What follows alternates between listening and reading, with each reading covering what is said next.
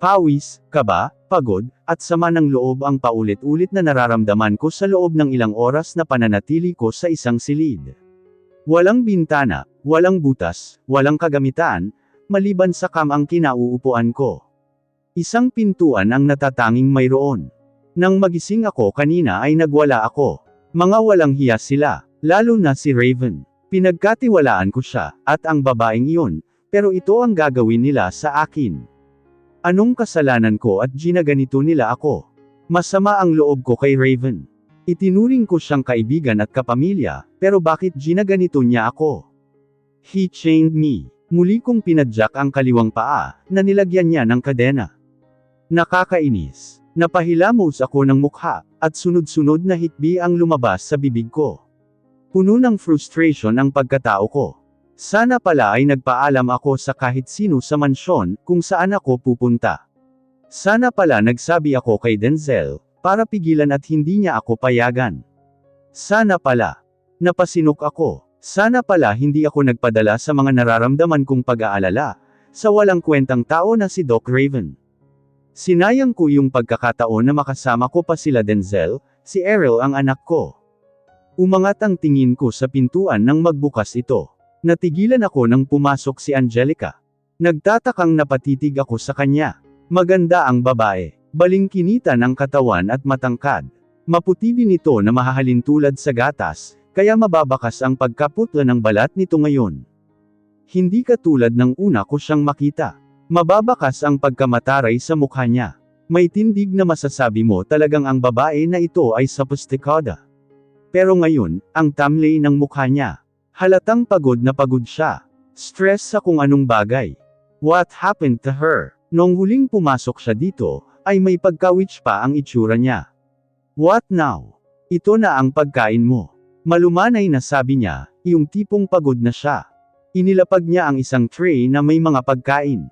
Pagkatapos ng pagdukot nila sa akin ni Raven, hindi ko na nakita ang lalaki. Puro siya ang pumapasok sa maliit na silid na ito. Nasaan si Raven? Gusto ko siyang makausap. Mariing sabi ko. Umalis siya, kumain ka na. Hindi ko siya pinansin. Sa halip ay pinakatitigan ko siya. Umupo siya sa paanan ng kama, at bumantong hininga. Are you okay? Parehas kaming natigilan sa sinabi ko. Napatingin siya sa akin. She raised her eyebrows, but immediately rolled her eyes. Shut up. Don't talk. Dumadagdag ka sa pagkahilo ko. Kumunat ang noo ko. She said those words while panting. As if she was racing a horse. I was about to calm her down, because she becomes agitated but she caught her mouth. I got stunned when she's acting to vomit. A silent of moment, nagawa kong makapagtanong. You're pregnant. Akala ko tatarayan niya ako. Akala ko sisigawan niya ako. But that's not happened. She burst in tears. She cried hard. Sa haba ng kadena nagawa kong makalapit sa kanya at yakapin siya. Hindi siya pumalag. She allowed me to hug her. Hinayaan niya akong damayan siya. I don't know what happened to her, but I felt her pain. I felt how hard her situation is. I felt her grievance. I love him. I love him. Mahal na mahal ko siya at heto nga. Magkakaanak na kami, pero hindi niya tanggap. Hindi niya tanggap ang anak ko dahil sayo. Napaatras ako nang sumanya ako ng tingin. Nagtataghis ang mga ngipin niya. Ang kaninang pag-aalala ko ay napalitan ng takot. Takot sa galit na nakikita ko sa kanya ngayon. Ano ba ang sinasabi mo? Dahil sayo hindi ako magawang mahalin ni Raven. Nagagalit ako sayo. Gusto kitang tapusin, pero hindi pwede. Gusto kitang alisin sa mundong ito, para ako naman ang makita niya. Gusto kitang tirisin ng paulit-ulit para maibsan ang sakit na dinudulot mo sa akin, gustong-gusto kitang saktan. Nanigas ako sa kamang kinauupuan. Hindi ako makapagsalita. Ang mga mata niya'y nanglilisik sa galit. Umiiyak siya, pero galit ang lumulukob sa kanya. Nanginginig ang katawan niya. Panay ang duro niya sa akin. Pero alam mo kung bakit di ko magawa. Bahagya siyang tumawa, kalaunay humagulgol ulit ng iyak. Dahil natatakot akong tutuhanin niya ang bantang tatapusin ng anak ko. Namin. Ayokong mawala ang anak ko. Ang anak namin na nagpapaalala na kahit minsan man lang ay napasakin siya. Kahit pilit. Ang luhang namuo sa mga mata ko ay muling nahulog. Nasasaktan ako dahil dama ko ang sakit na nararamdaman niya. Hindi lang siya ang nakaranas ng ganyan, even me. I was also a victim of one-sided love. Minsan na akong naging katulad mo. Natigilan siya sa sinabi ko. Mapait akong napangiti. Being in love with someone who doesn't love you back is painful. I was also a victim of love that wasn't fulfilled by that someone you really love the most. Pero alam mo ang ginawa ko. Napuno ako. Pinunasan ko ang luhang patuloy na tumatakas sa mga mata ko. Ang sakit kasi hanggang ngayon, ramdam ko pa rin ang hirap na naramdaman ko noon nang mahalin ko si Denzel. Akala ko noon wala nang sasakit sa pagmamahal sa isang tao nang walang karamay, iyon pala mayroon pa. Mas masakit sa pakiramdam, iyong alam mong may ibang tao na nakakaramdam, at nakakaranas ng sakit na nararamdaman mo din. Ang sakit na nakikita mo ang sarili mo sa paghihirap ng ibang tao. Doble ang sakit.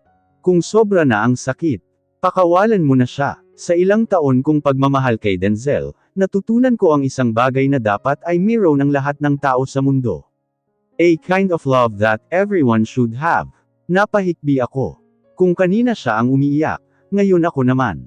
A kind of love that everyone should have. Tumango ako nang ulitin niya ang sinabi ko. Innocent love, a love that wants nothing in return. Pag-ibig na walang hinihinging kapalit. Pag-ibig na kayang magparaya. Pag-ibig na kahit nasasaktan ka na handa ka pa ring masaktan, makita mo lamang siyang masaya sa feeling ng totoong mahal niya. Napatulala siya sa akin. Muli akong lumapit sa kanya, at hinawakan ang dalawang kamay niya. Bahagya akong ngumiti. Sumagi sa isip ko ang anak ko. Minsan na ni Ariel na sinabi ang tungkol sa bagay na ito. Ngayon mas nauunawaan ko na siya ng maigi. Kung sana ang lahat ng tao ay may ganitong pag-ibig, siguro nga ay wala ng mga taong naghihiganti. Wala ng mga tao na nababaliw dahil sa pag-ibig. Kung hindi ka kayang mahalin ni Raven, mahalin mo ang sarili mo.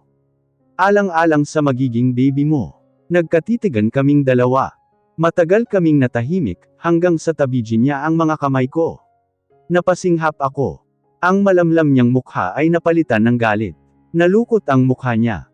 Nililinlang mo lang ako, kung ang innocent love na sinasabi mo, ay para sa pagpaparaya sa taong mahal mo. Paano naman siya magiging masaya, kung siya nga ay hindi rin kayang mahalin ng babaeng gusto niya? Natahimik ako, hindi alam ang isasagot sa kanya. Tinalikuran niya ako, nataranta ako, akmang lalabas siya nang tawagin ko siya. Angelica please, pakawalan mo ako dito, nagmamakaawa ako. Saglit siyang natigilan, pero nagtuloy-tuloy rin sa paglabas sa pintuan ng kwarto. I took a deep sigh. Napatitig sa tray na may pagkain, naisip ko na kumain para magkalakas, pero napatigil din nang magbukas ang pintuan. Napatayo sa gulat kay Angelica. She was biting her lower lip. Napasinghap ako nang mabilis siyang lumapit sa akin. Ang akala ko ay sasaktan niya ako, pero nang lumuhad siya at kinaligan ang kadena sa paa ko, napatulalan na lang ako sa kanya. Nakasunod ang tingin ko sa kanya, hanggang sa tumayo siya. Hindi kita pinapakawalan dahil kakampi mo na ako. I just did that para mawala ka na talaga sa landas ko. Namin, if papabalikan kita sa walker na iyon, hindi ka na makikita ni Raven. Damay-damay na ito, kung hindi siya mapapasakin. Hindi ka rin mapapasa kanya. She emphatically said. For me, her reasons doesn't make sense. Parehas silang magiging miserable. Pero hindi ko magawang salungatin siya. Ngumiti ako at nagpasalamat sa kanya. Tumakas ka na, wala si Raven. Umalis siya kanina. Huwag ka nang babalik. Huwag kang tatanga-tanga para hindi ka naloloko. Tumungo ako. Lumabas ako ng silid. Dahan-dahan akong naglakad. Maingat akong bumaba ng hagdan. Parang wala ngang mga bantay eh. Or talagang walang nagbabantay. Kahit ganun nag-ingat pa rin ako. Napasinghap ako nang makalabas ng bahay. Bumungad sa akin ang kagubatan. Ngayon ko lang nalaman na nasa gitna ng kagubatan ang bahay na ito. Kung bahay nga ang tawag sa sira-sirang bahay na ito. Diniretso ko ang isang daan na nagsisilbing daanan. Siguro kung dadaretsyuhin ko ang lugar na ito, makakarating ako sa Bacana. Hindi ko alam kung nasaang bahagi kami ng isla nila Denzel. Pero nakakatiyak naman ako na hindi kami nakalabas. Mahigpit ang security sa isla, at hindi basta-basta makakalapag ang isang private helicopter, or kung barko man ang gagamitin. Mabilis itong may-detect ng mga walker. Napatingin ako sa araw na nagsisimula ng tumindi ang tirek ng araw. Napahinto ako sa paglalakad, nang marinig ang papalapit na sasakyan. Kinabahan ako, napaatras. Ang paunti-unti kong atras ay naging sunod-sunod, hanggang sa tumakbo ako ng mabilis. Christina, napasinghap ako nang mula sa sasakyan, ay sumigaw si Raven. Nagsimulang bumundol ng kaba ang puso ko. Nilukuban ako ng takot, at nagsimulang umiyak. Akala ko makakaalis na ako, pero hindi pala. Napasinghap ako nang hapitin ni Raven ang bewang ko. Nagpumiglas ako, nanlaban. Tumawa siya na parang nababaliw na. Akala mo siguro matatakasan mo ako ha? Sinuntok niya ako sa tiyan. Napadaing ako sa sakit. Lumabo ang paningin dahil sa mga luha. Pakawalan mo ako. Akin ka. Akin ka. Lalo siyang tumawa. Tumawa na parang isang baliw. Please Denzel, iligtas mo ako.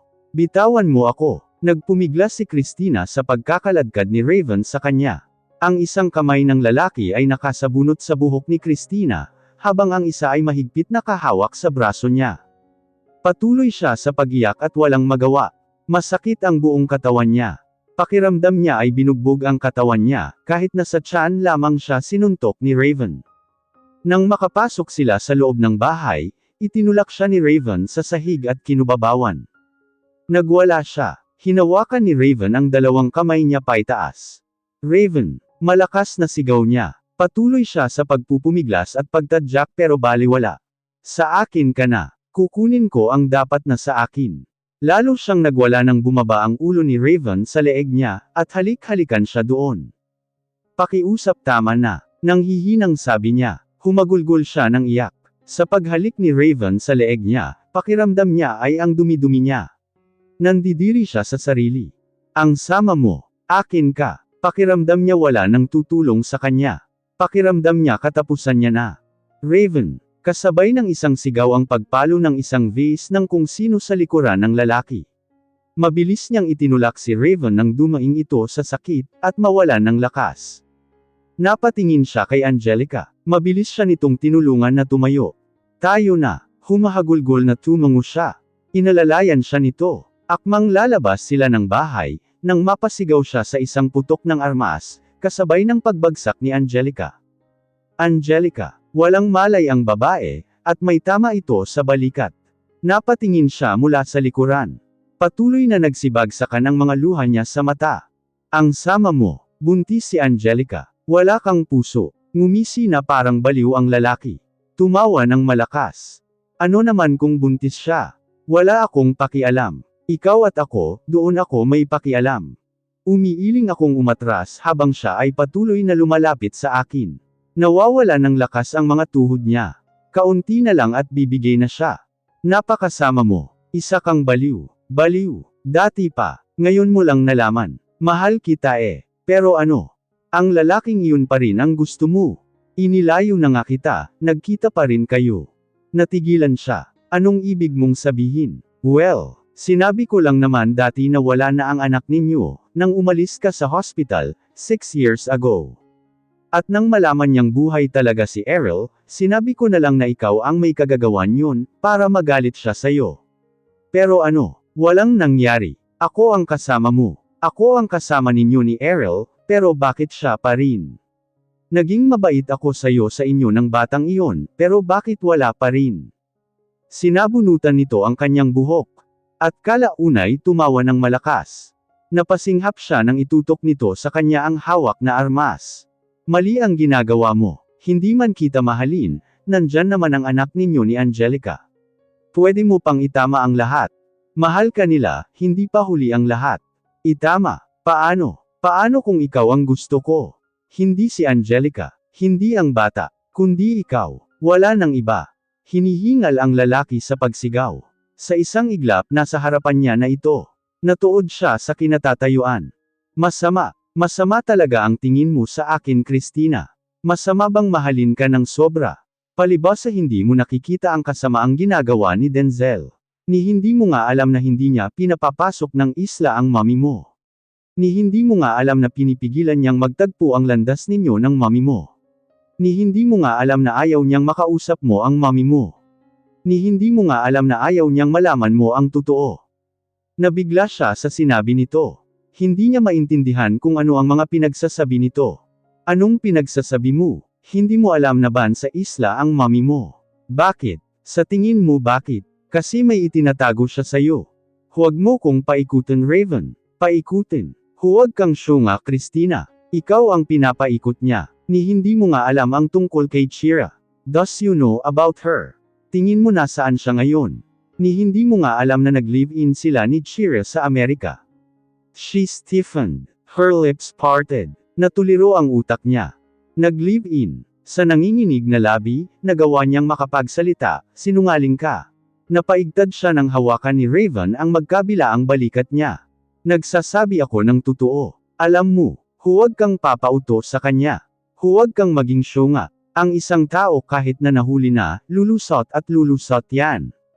Pinilit niyang pumiglas sa hawak nito, pero nanghihina siya sa mga nalaman niya. Naguguluhan siya. Hindi niya alam kung paniniwalaan niya si Raven. Hindi niya alam kung totoo ba ang mga sinasabi nito, o dala lamang ng mga nararamdamang panibugho. Let's fix this Christina, lumayo na tayo. Katulad ng dati. Magpakalayo-layo na tayo. O kaya, sa orphanage na lang ulit tayo, yung tulad ng dati na walang Denzel. She wanted to know the truth, ayoko. Natigilan si Raven sa sinabi niya. Bumitaw ito sa kanya, at mariin sinabunutan ang sarili. Napaigtad at napaatras siya. Nang magsisigaw ito, lalo siyang humagulgol ng iyak. God, bakit ba ayaw mong maniwala sakin ha? Niloloko ka na nga, sige ka pa rin ng sige. Umiling siya at akmang tatakbo, nang mahuli siya nito. Nagsisigaw siya. Muli siya nitong marahas na itinulak sa sahig. Muling kinubabawan. Kung hindi kita madala sa mga sinasabi ko, pipilitin kita. Tama na. Huwag. Tulong. Walang tutulong sayo. Marahas siyang hinalikan sa labi ni Raven. Kinagat niya ang bibig nito, kaya napabitaw ang lalaki. Kasabay nito ang pagsigaw niya, dahil sa malakas na sampal nito sa pisngi niya. Tumabingi ang ulo niya. Bumaba ang ulo ni Raven sa leeg niya, at hinalik-halikan siya.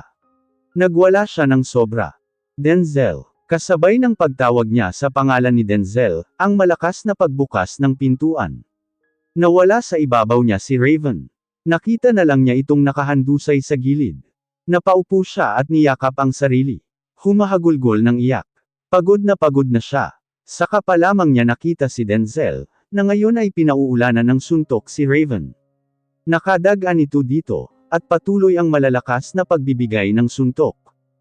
Hindi niya kayang umawat. Nawalan na siya ng lakas. Hindi siya makakilos. Saka pumasok ang mga polis. Pinangungunahan ito ni Eustace. Ang ilang mga polis ay pinuntahan si Angelica.